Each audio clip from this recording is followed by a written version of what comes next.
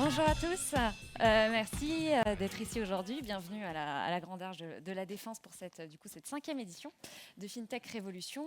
Je suis Charlie Perrault et je suis donc journaliste aux Échos. Je suis les sujets FinTech, finance depuis 5 ans. Et donc, c'est moi qui vais animer cette plénière Tech et Métiers toute la journée. Voilà, n'hésitez pas à rester. Bon, évidemment, vous avez le droit de vous balader un peu partout, mais je tiens à vous dire quand même que vous êtes dans la bonne salle aujourd'hui.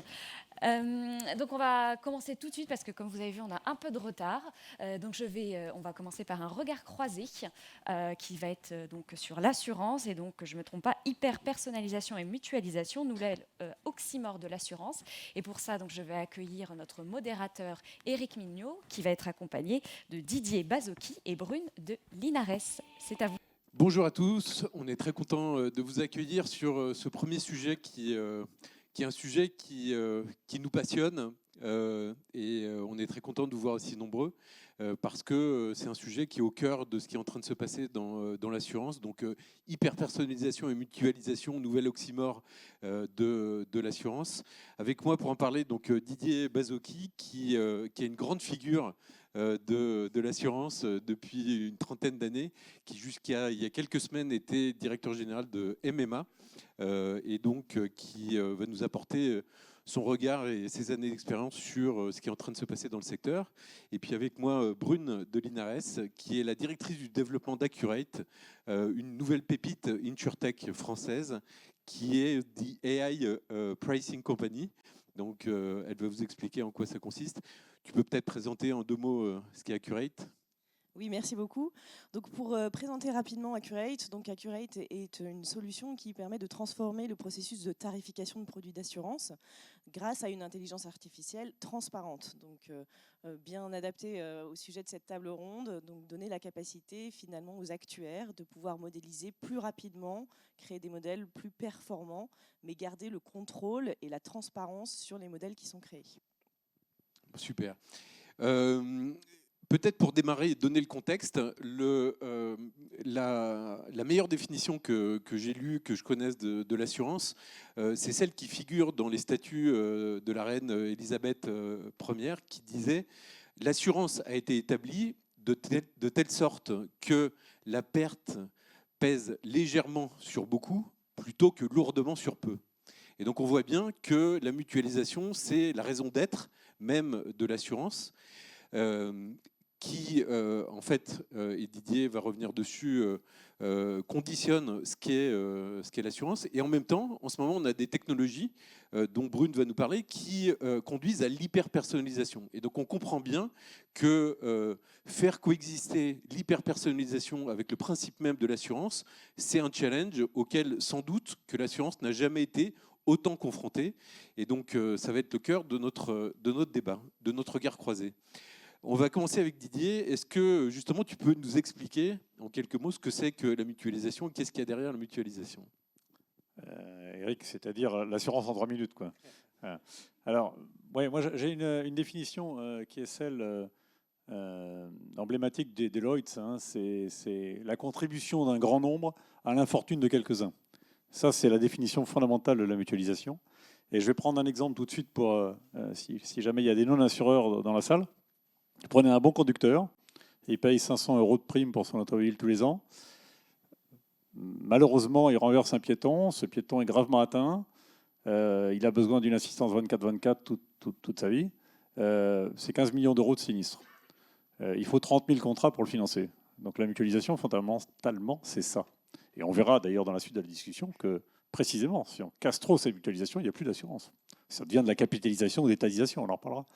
Et donc, ça ne veut pas dire qu'on ne gère pas le risque, parce que précisément, le rôle de l'assureur et la mutualisation et l'assurance, c'est l'art de gérer ce risque.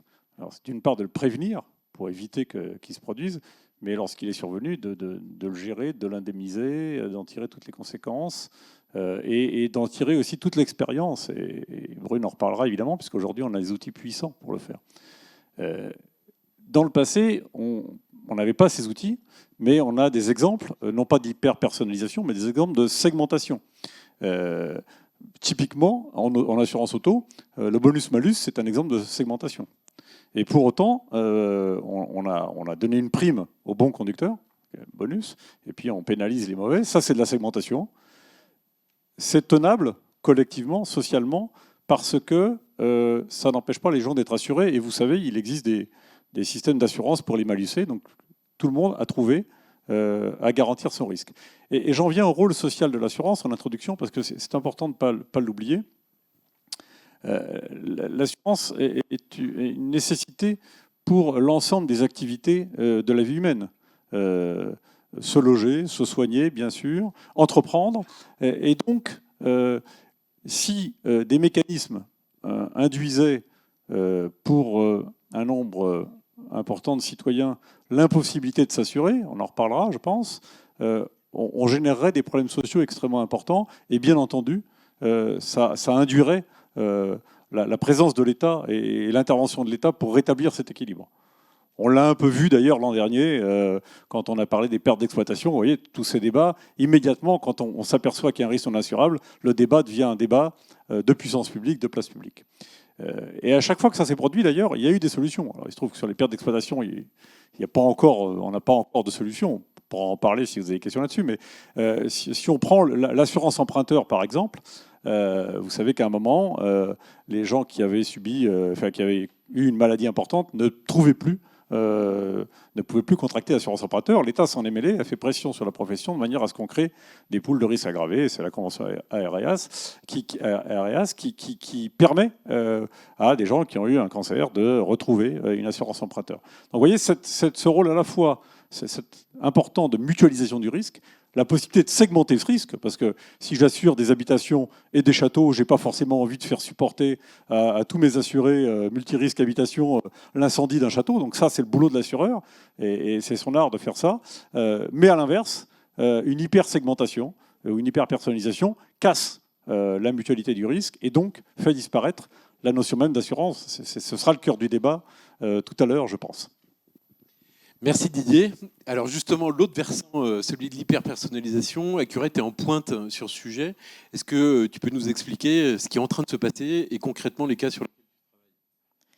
Alors, ce qu'on voit, c'est qu'on a maintenant accès à une technologie, à des ressources informatiques, à des ressources algorithmiques assez infinies et qui permettent d'aller extrêmement loin dans l'exploitation des données et avoir une capacité à construire des modèles de plus en plus prédictifs. Donc, la mutualisation dans l'assurance consiste à couvrir un risque non connu et à le faire porter en effet sur un grand nombre de personnes.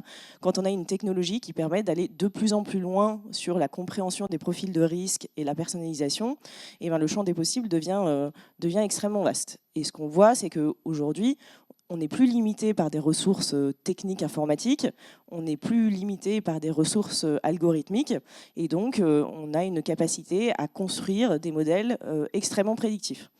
Alors, du coup, la conséquence de ça, c'est que ça donne une très grande responsabilité aux gens qui utilisent ces technologies dans les choix qui sont faits, dans les variables qui sont intégrées pour pouvoir justement segmenter le risque. Est-ce que c'est château, maison, appartement, une chambre de chambre, localisation, qui vit dedans, enfin voilà, on peut aller très très loin, et donc finalement une responsabilité qui est nécessaire, mais qui du coup doit être éclairée par des enablers technologiques. Donc la notion de transparence aussi, on entend beaucoup parler de l'intelligence artificielle explicable, la transparence de l'intelligence artificielle, elle est absolument nécessaire pour ce cas de sélection de risques, de tarification, parce qu'elle permet aux actuaires, aux assureurs de prendre des décisions conscientes sur les choix qu'ils font dans la construction de leur modèle et dans le choix des variables qu'ils vont utiliser pour la segmentation du risque. Mais justement, Didier parlait de rôle social de l'assurance. Est-ce que dans ton expérience avec les équipes des assureurs, les questions morales et éthiques, de valeur se posent au moment de dire si finalement un client est un bon client ou un mauvais client ?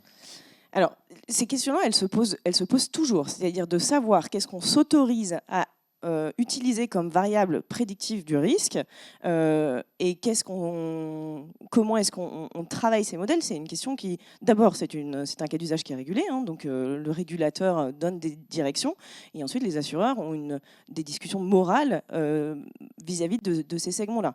Donc ce qu'on voit beaucoup, et on en discutait avec Didier avant, c'est qu'il y a un framework qui se dessine sur ce qui est subi et ce qui est choisi.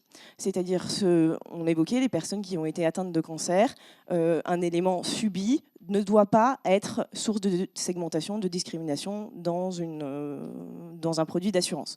En revanche, ce qui est choisi, bonus-malus, c'est plus acceptable par la société de pouvoir finalement segmenter un risque. Mais ce que tu dis, c'est qu'on choisit d'être un mauvais conducteur, du coup. En tout cas, on a une responsabilité personnelle dans le fait de conduire trop vite. Alors, ce que tu dis est vrai, c'est-à-dire qu'il y a toujours débat. On n'a pas le droit aujourd'hui d'avoir des tarifs différenciés sur les hommes et les femmes pour de l'assurance auto. Est-ce que si on commence à exploiter des données d'abonnement à des journaux, est-ce que c'est pas une façon de faire un proxy du genre?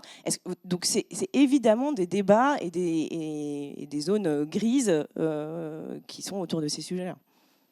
Oui, d'ailleurs on le voit bien puisque sur l'assurance auto, les femmes sont meilleures conductrices que les hommes, c'est connu depuis très longtemps, et la réglementation européenne nous interdit désormais d'avoir une tarification différenciée, et du coup, les femmes payent pour les hommes. Bon. Donc là, on a fait le chemin inverse, de par la réglementation, de ce que serait un schéma d'hyper-segmentation en analysant en effet quels journaux sont lus pour générer un tarif. Voilà. Mais il y a évidemment toujours une question morale. Puisque l'assurance est le moyen de faire des choses, d'entreprendre, de se loger, de se nourrir, etc., la question morale est toujours là. Et après, deux situations. Soit le marché règle le problème, c'est-à-dire grosso modo, la demande rencontre l'offre, et ça se régule assez spontanément par le jeu de l'offre et de la demande, et tout va bien.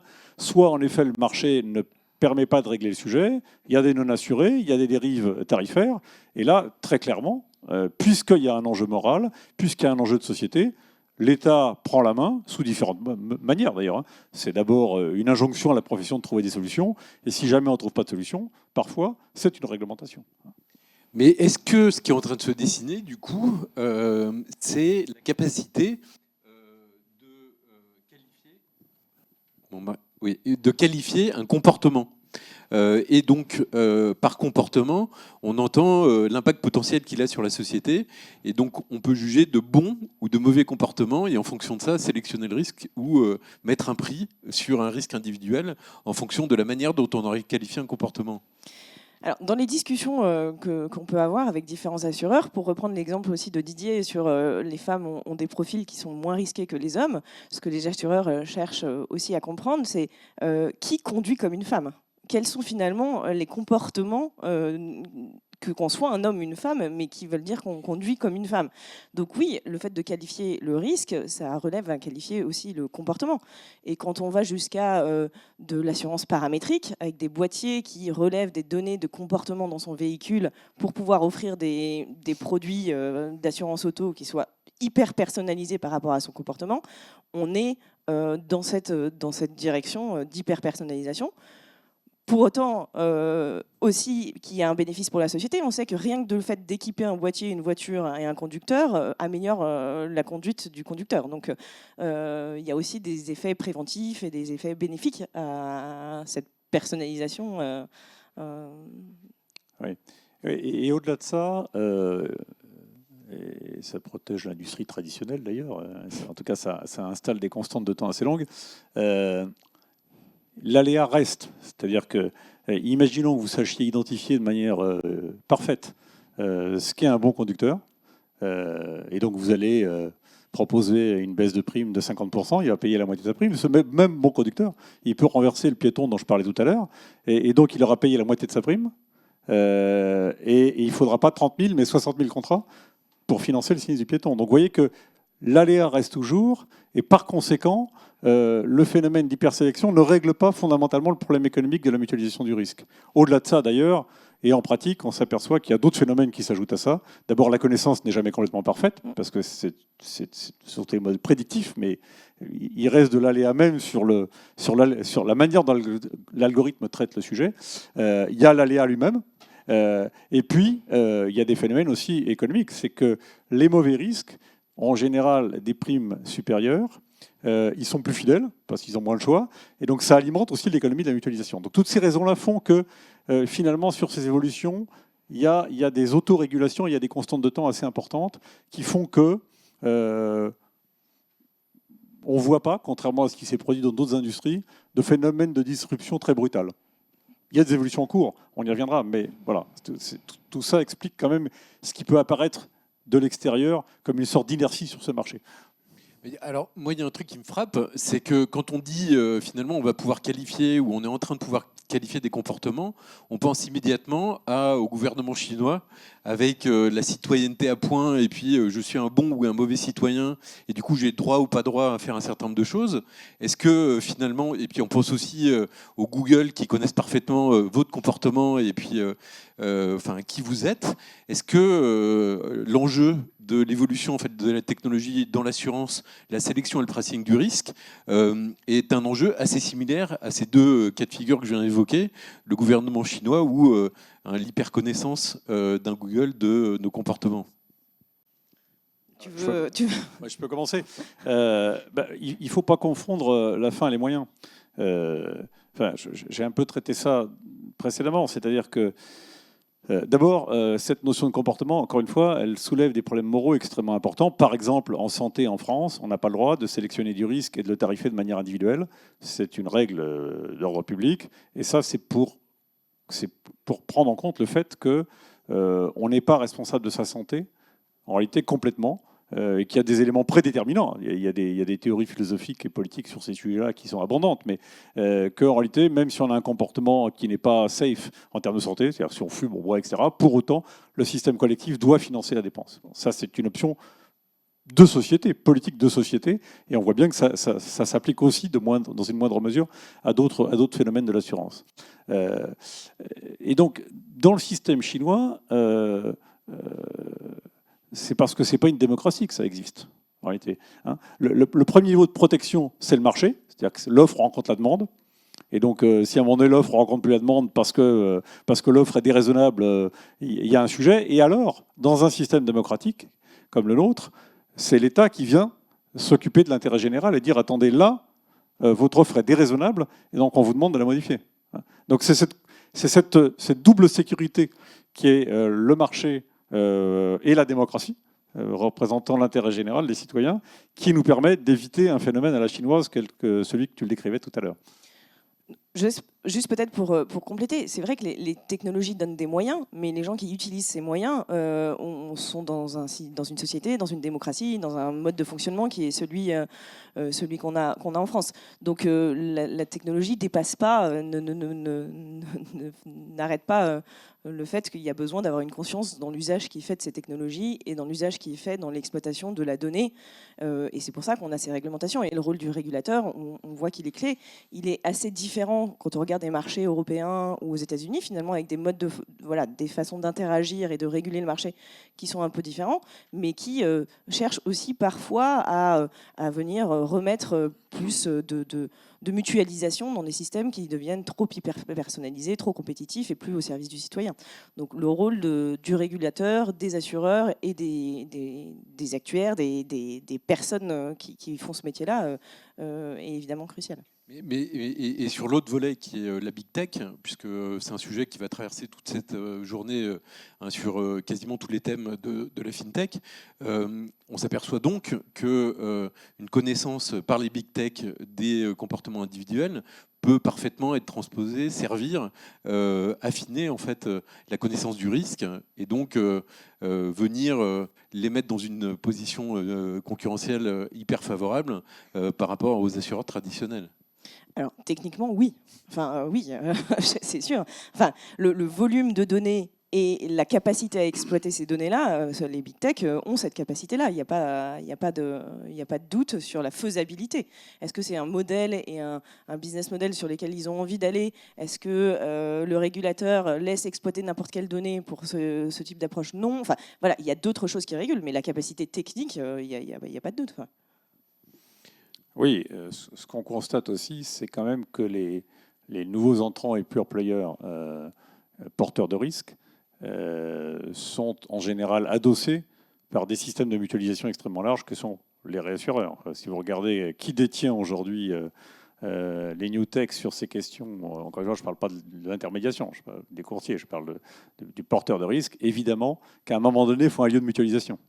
Et qu'on est toujours en assurance dans la loi des grands nombres. Donc quand on n'a pas cette loi des grands nombres, on va trouver un autre lieu de mutualisation qui peut être un assureur ou un réassureur. Quand c'est un assureur, on est uniquement distributeur. Si on est soi-même assureur et qu'on n'a pas la loi des grands nombres avec nous et qu'on n'a pas la courbe d'expérience, on va aller chercher un lieu de mutualisation ailleurs. Et c'est d'ailleurs un risque pour cette industrie. C'est qu'en effet, elle se retrouve coincée entre un système de distribution désintermédié, ou en tout cas intermédié d'une autre manière, et puis un système de mutualisation du risque à l'échelle mondiale qui est parfaitement représenté pour les assureurs. Et ça, c'est le cœur du débat, il est là, à moyen terme, probablement. Donc, ce qu'on dit en conclusion, finalement, c'est que entre mutualisation et hyper-personnalisation, c'est pas forcément un nouvel oxymore, mais l'enjeu de la sélection au comportement, de la qualification des comportements, continue à mettre la place de l'assurance au cœur de la société, des choix de société, et le régulateur aura, et les choix politiques dans chacun des pays auront une influence considérable sur ce niveau de mutualisation et de personnalisation de la sélection du risque et du tarif. Oui, enfin, moi je reste sur ces deux sujets, marché et démocratie. C'est-à-dire que vraiment, il faut d'abord conserver une liberté d'assurance parce que quand l'offre rencontre la demande, c'est le meilleur des systèmes. Et c'est seulement quand il n'y a pas cette rencontre de l'offre et de la demande qu'à ce moment-là, il faut que la défense de l'intérêt général soit mise en jeu. Et c'est le rôle de l'État et des pouvoirs publics. J'en prends pour exemple la santé. Il y a un débat, vous avez un article dans les Échos ce matin sur est-ce qu'on étatise l'assurance santé. Alors on ne va pas rentrer dans le débat technique maintenant, mais très clairement, ça provoquerait de la démutualisation du risque parce qu'aujourd'hui, les 30 milliards d'euros de prestations assurées par les assureurs complémentaires, elles mutualisent le risque en complément de la Sécu. Vous supprimez ça, il n'y a plus de mutualisation du risque. Ça veut dire que certains citoyens peuvent avoir à faire face à des pics de sinistralité importants, notamment en cas d'hospitalisation, pour la partie qui ne serait pas prise en charge par le système public. Donc, vous voyez, donc c'est d'abord liberté d'assurance, c'est fondamental, et puis, en effet, une régulation de ce secteur, parce que, par nature, c'est un secteur qui est au cœur de la vie de la société, et il faut le réguler. Et peut-être pour compléter, je pense qu'en effet, la technologie permet de prédire de plus en plus finement, mais l'aléa reste évident et donc le besoin de mutualisation reste inhérent au principe même d'assurance. On aura beau avoir toutes les sources de données possibles et tous les algorithmes, l'aléa restera présent et donc finalement le besoin de mutualisation également. La question est la maille sur laquelle on va mutualiser, mais le principe même, il reste évidemment correct. Merci à tous les deux. Il nous reste peut-être le temps pour une ou deux petites questions, si vous voulez réagir. Et sinon, je vous demanderai à chacun un petit mot de conclusion. La première, c'est toujours la plus compliquée, non ? Vous nous faites une petite conclusion ? Ah, vous avez... Vous parliez tout à l'heure des petits boîtiers dans les voitures pour potentiellement suivre les bons et les moins bons conducteurs. On entendait aux États-Unis qu'avec ces objets connectés, vous parliez des big tech, etc., ces objets connectés peuvent communiquer avec l'assureur qui peut du coup mieux jouer son rôle de prévention. Quelle est un peu votre position là-dessus en tant qu'assureur en France ? Alors, en effet, la détection et l'analyse des comportements routiers en vue de la prévention ne peut être que bénéfique. Si on évite les drames humains qui sont des accidents de la route, on peut, en tant que citoyen et en tant qu'assureur, ne souhaiter ça. C'est un marché qui va se développer. Alors, ça se fera par les boîtiers OBD ou ce sera par des boîtiers spécifiques aux assureurs parce qu'il va y avoir des discussions financières assez lourdes avec les constructeurs automobiles qui veulent facturer ces données aux assureurs. Donc, il y a des débats à venir assez conséquents sur le sujet. Mais bien entendu, la prévention fait partie de la gestion du risque. Donc, dès qu'on peut prévenir un risque sans devenir trop contraignant et empêcher les gens de vivre, il faut le faire. Et donc, ces boîtiers ou d'autres solutions sont des éléments qui ne peuvent être considérés que comme positifs pour améliorer la gestion du risque et induire des comportements vertueux, parce que là, on est moins dans le subis que dans le voulu. En effet, on peut s'astreindre à respecter la limitation de vitesse et à ne pas brûler les feux rouges. Donc voilà, donc c'est évidemment une évolution importante qui va se produire et qui va permettre non pas seulement non pas d'hyper-segmenter, mais d'améliorer la gestion du risque collectivement. Peut-être pour compléter, je pense qu'il y a aussi une différence entre la segmentation du risque et la tarification de l'assuré. Et du coup, de choisir la maille de mutualisation. Ce n'est pas parce qu'on hyper-personnalise le risque qu'on a forcément une conséquence qui est d'hyper-personnaliser le prix. Et c'est des choix aussi, des stratégies commerciales, des choix aussi d'entreprise que de choisir à quelle maille on va mutualiser. Et la connaissance, elle ne donne pas forcément lieu à une action qui est liée. Merci à tous les deux. Est-ce qu'on peut avoir une petite phrase de conclusion, quelques idées pour conclure notre sujet? Didier, tu veux commencer? Non, mais enfin, moi j'allais dire ce que Brune vient de dire, c'est-à-dire que aussi bien dans l'intérêt des assurés que pour cette industrie, elle doit analyser la donnée de manière de plus en plus fine et pas uniquement avec les techniques actuarielles traditionnelles. Donc l'analyse la plus fine qui puisse être à un moment donné la donnée, ça fait partie du progrès industriel du secteur et bien sûr, il faut le développer. Ça arrive parfois par des solutions externes, mais il faut aussi dire que les grandes compagnies ont d'ores et déjà engagé plein de travaux qu'elles mènent en général assez discrètement, d'analyse de la donnée, d'introduction de sources d'informations extérieures à leur base historique, etc. Ce qui est important, c'est vraiment ce qu'a dit Brune, c'est qu'il faut faire ça, parce que la meilleure connaissance de la donnée permet de prévenir, permet de progresser, mais il faut garder une large mutualisation du risque, parce que sinon, c'est plus de l'assurance, c'est de la capitalisation, et si chacun doit supporter son propre risque intégralement, on arrive à des solutions absurdes. Donc voilà, le jeu, il est là, et je crois qu'il n'y a pas d'oxymore. Il y a, oui, pour connaître le mieux possible et toujours mieux le risque, et puis en gardant, et c'est le bon sens, et c'est un équilibre, un niveau de segmentation qui permet de mutualiser le risque. Et pour compléter, je pense que sur la partie technologie, du coup, la transparence et le contrôle qu'on a sur ces technologies, sur les données qu'on exploite, sur la façon dont on les regarde et sur la façon dont on exploite les résultats est absolument essentiel. Donc voilà, je pense que le fait de ne pas accepter d'avoir des effets boîte noire, d'avoir des angles morts dans tout ce qui est modélisation, pour être en totale maîtrise de cette analyse et des décisions qu'on prend par rapport aux analyses de données, me paraît en effet essentiel sur ce cas d'usage particulier. Merci. Merci.